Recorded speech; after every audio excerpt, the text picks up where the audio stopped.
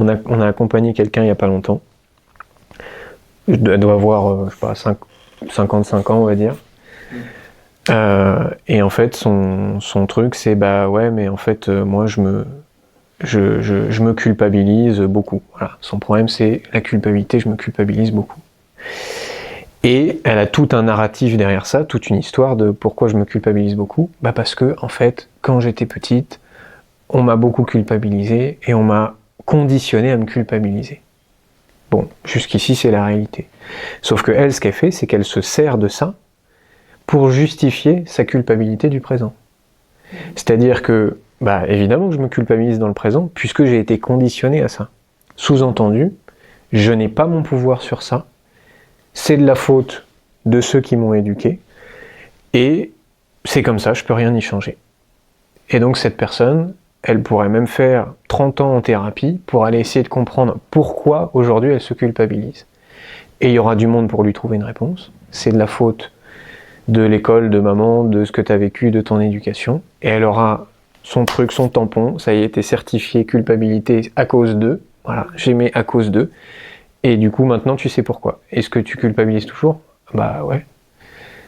Mais oui, mais je sais pourquoi. Bah oui, mais ça change quelque chose à ton problème ? Bah non, je culpabilise toujours. Et il y a des gens, vraiment, j'ai appris il y a pas longtemps que quelqu'un de proche de moi, ça fait des années qu'il est en thérapie pour comprendre pourquoi il va pas bien.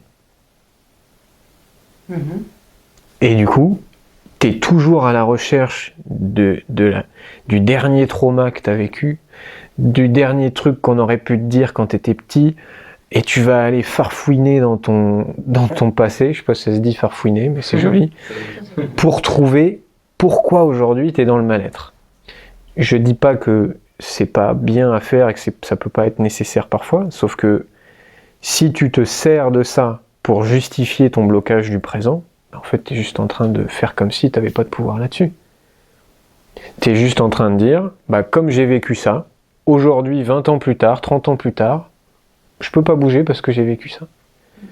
Et du coup tu viens prendre ce que t'as vécu et tu t'en sers pour pas avoir les couilles de dire, bah en fait maintenant je fais ce que je veux. Est-ce que j'ai envie de continuer à me culpabiliser les 20 prochaines années ? Parce qu'à un moment donné, cette personne qu'on accompagne, je lui dis, mais j'ai une question à te poser. Du coup, dans le présent, qui c'est qui te culpabilise ? Elle dit, bah, c'est moi. Je suis d'accord. Mais du coup, si c'est toi qui te culpabilise, c'est aussi toi qui peux arrêter de te culpabiliser. Bah, elle voulait pas. Elle voulait pas. Parce que oui, mais non, t'as vu, avec ce que j'ai vécu, avec le passé que j'ai eu, puis j'ai été conditionné. Et c'est vrai, bien sûr, elle a été conditionnée. Donc je lui ai dit, oui, t'as été conditionné. Je lui ai dit, tu sais quoi ? Moi aussi. Moi aussi j'ai été conditionné, moi aussi on m'a appris à me culpabiliser, moi aussi, et c'est même pas moi, c'est tout le monde, toi aussi je pense, sauf si t'as eu des parents, 2 instits Montessori où il n'y avait pas de culpabilité, voilà, on a tous appris ça, et aujourd'hui je me culpabilise à peu près 100 fois moins qu'il y a 5 ans, voilà. J'aurais pu me dire, bah non, c'est de la faute de mon éducation qui m'a... Mais non, en fait je me suis rendu compte que toute la journée, se répète ces petites phrases, « Ah mais t'aurais dû faire ça ». Ah mais t'es vraiment nul, ah mais pourquoi tu as pas répondu si, ah mais t'as loupé tel truc. Qui fait ça ? Bah c'est moi. Donc si c'est moi qui fais ça, est-ce que c'est moi qui peux arrêter de faire ça ? Bah oui. Mais c'est plus dur parce qu'on voit qu'en fait, si elle s'était rendue compte de ça, elle s'est pas rendue compte parce qu'elle a arrêté l'accompagnement. C'était trop dur pour elle. Parce qu'elle devait se rendre compte dans le même temps que ça faisait 40 ans qu'elle se pourrissait elle-même intérieurement et que c'est elle qui avait pris le rôle de ses parents, de ses instits et compagnie. Et tu vois, ça c'est pas très douloureux, hein. Bah, sur le moment c'est hyper douloureux. Et après c'est libérateur parce que tu te dis, tu vois, j'ai une fourche quand j'accompagne les gens, une petite fourche en plastique et je fais ce geste-là, tu vois, c'est la culpabilité, c'est tu te fais ça toute la journée. Mais sauf que quand tu te rends compte que la fourche elle est au bout de ton bras, bah tu peux dire bah qu'est-ce que j'ai envie de faire quoi. Ah bah ouais non, ça me saoule, ça fait mal la fourche, tu vois. Ce qui veut pas dire que ça va être facile, que ça va se faire du jour au lendemain, que tu peux pas te faire accompagner pour aller libérer les blessures qui sont liées à ça, c'est complémentaire. Mais tant que tu crois que c'est pas toi qui es responsable de ça, bah game over, c'est fini. Donc ouais, on s'arrêtait à un... T'as vu comment il reprend le...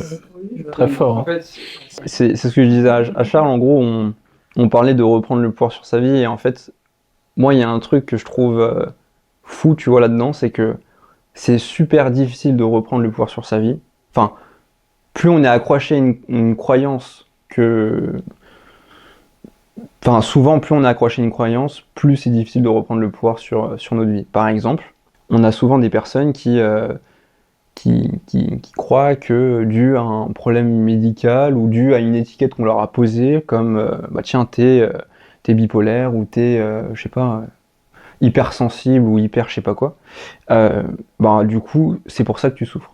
C'est pour ça que t'as des hauts et des bas d'émotionnel. Enfin, voilà. Donc du coup, quand t'es comme ça, c'est compliqué de reprendre le pouvoir sur ta vie. Parce que du coup, tu te mets à croire que c'est à cause de quelque chose qui dépend pas de toi que t'es malheureux. Et donc du coup, nous, on part du principe que c'est en comprenant que tu as une part de responsabilité euh, sur le malheur qui t'arrive, que tu peux avoir une part de responsabilité forcément sur le bonheur qui va pouvoir arriver. C'est quand tu comprends que tu as co-créé un petit peu bah, la merde qui t'arrive dans ta vie, que tu peux co-créer le bonheur qui va t'arriver dans ton futur, et dans le présent même.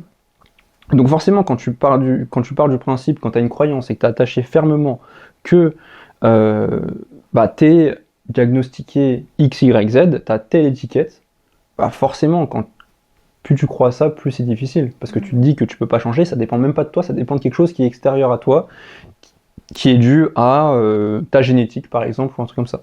Tu crois que le problème, il est extérieur à toi, bah en fait, tu peux pas changer.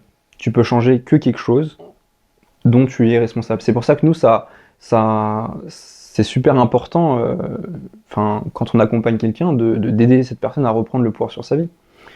Elle peut pas elle-même emprunter le chemin de son bonheur si elle peut pas se rendre compte que c'est elle qui a emprunté d'abord le chemin de son malheur, quoi. Donc là, du coup, c'est dur parce que quand on nous colle une étiquette, ça nous fait énormément de bien sur du court terme parce que du coup, on se dit ah mais du coup c'est pour ça tous les hauts et les bas que je vis,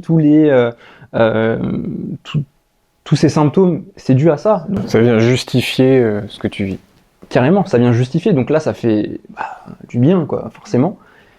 Et en réalité, sur du long terme, le bien que ça t'a fait sur du court terme, bah, ça va avoir l'effet inverse, mais sur du long terme.